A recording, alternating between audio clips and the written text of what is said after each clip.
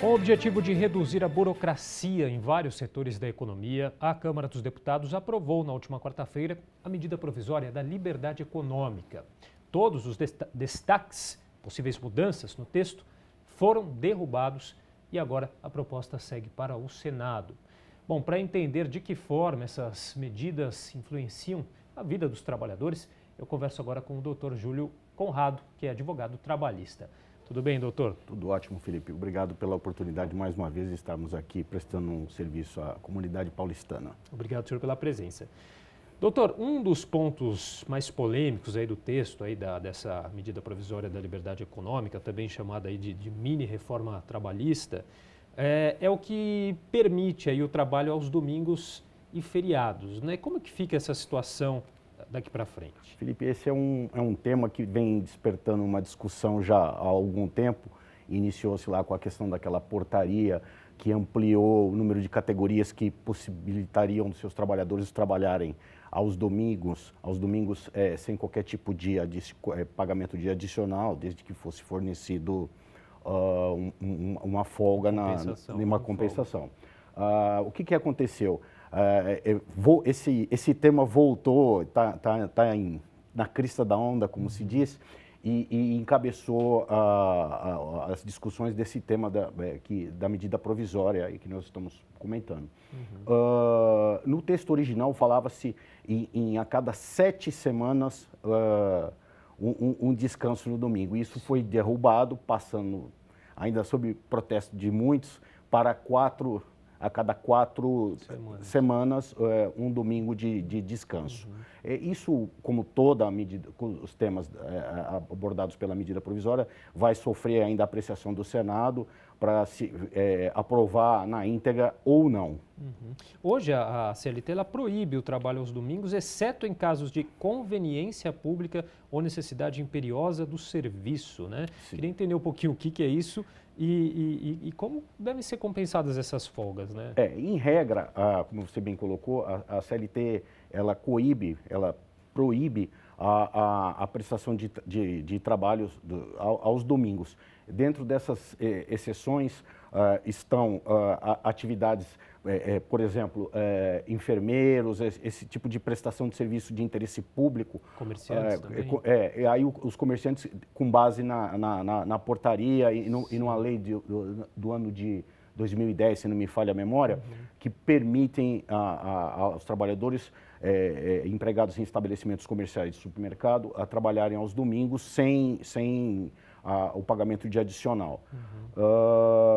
Esse foi um tema que voltou à discussão agora e vai ser ainda objeto de muita polêmica no Senado, a gente acredita, em função do tema propriamente em si, que é muito delicado, que mexe aí para muitos com um direito sagrado e, é verdade, de descanso e com desdobramentos até, alguns defendem, em termos de problemas psicológicos e físicos por estafa e por trabalho excessivo. É uma questão que tem que ser muito bem ponderada mesmo.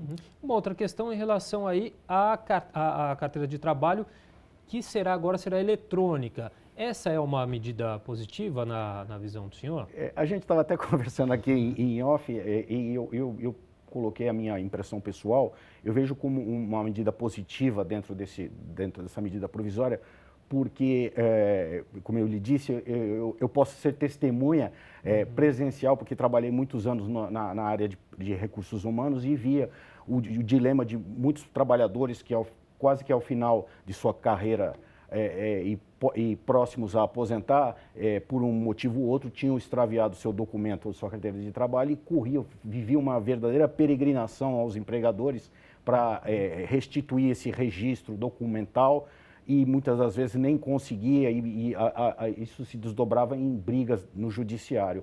E a gente entende que essa medida adotada pela medida provisória, prevista pela medida provisória, vai realmente resolver de uma maneira definitiva isso, porque na medida em que o trabalhador optar, porque é bom que se diga, é alternativo, não que com a medida provisória cria a carteira profissional eletrônica como forma alternativa. O trabalhador é que vai escolher se vai adotar essa forma ou continua com a forma usual. A gente, como eu disse, vê com muitos bons olhos por conta da segurança da informação que vai se manter lá inviolável na medida em que for registrado e utilizado a carteira eletrônica. Há mudanças no registro de ponto dos funcionários?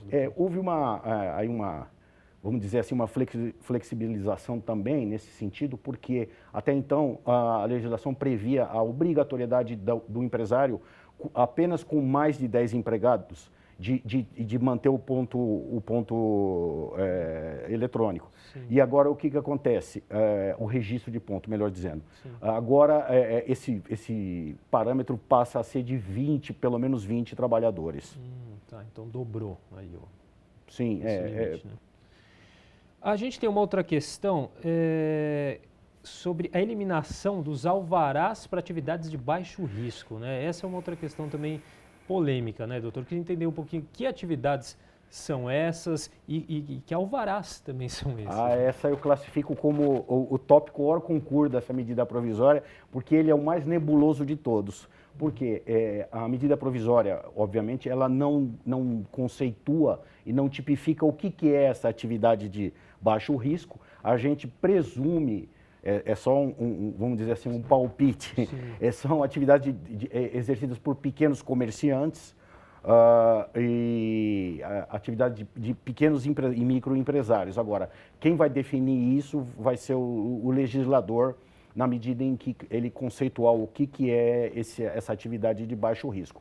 E, aliado a isso, isso está ainda pendente de regramentos estaduais e municipais, no sentido de como é que vai se operacionalizar todo esse emaranhado de situações, porque existe a questão do alvará de bombeiros, de auto de vistoria de incêndio, quer dizer, isso tudo vai ser colocado de lado? É uma boa pergunta. Tá certo, vamos aguardar. Queria agradecer a participação do doutor Júlio Conrado, advogado trabalhista, conversando com a gente hoje sobre a MP, a medida provisória da liberdade econômica. Doutor, muito obrigado. Nós que agradecemos a oportunidade mais uma vez.